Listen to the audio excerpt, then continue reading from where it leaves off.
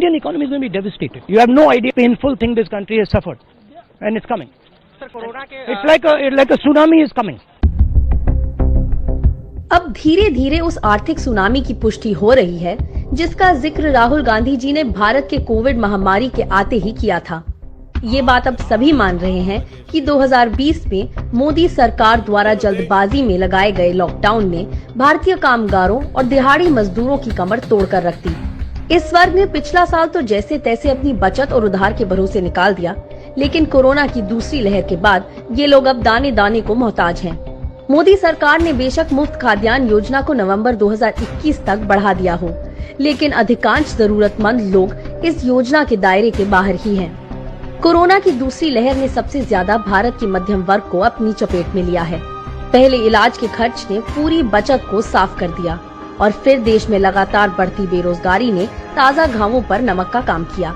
ऐसे में उम्मीद तो ये थी कि मोदी सरकार देश के मध्यम वर्ग को आर्थिक संबल प्रदान करेगी, लेकिन संवेदनहीन मोदी सरकार ने पेट्रोल, डीजल और रसोई गैस के दाम बढ़ाकर भारत के मध्यम वर्ग को समाप्त करने की शुरुआत कर दी। हालत ये है कि लोगों के जरूरी खर्च के कुल बजट का 75% तक पेट्रोल डीजल की भेंट चढ़ रहा है। बचे हुए पैसों में तेजी से आसमान छूती खाने पीने की चीजों के दाम जनता की क्षमता से बाहर हो गए हैं। जमीनी हालात ये हैं कि लोग अपनी बीमारी और दवा के खर्च से पैसे बचाकर परिवार के लिए 2 जून रोटी का जुगाड़ कर रहे हैं। आर्थिक विशेषज्ञों का मानना है कि ये तो वर्तमान के हालात हैं, पर इसी वजह से देश की आर्थिक स्थिति को पटरी पर वापस आने में अब और ज्यादा समय लगेगा।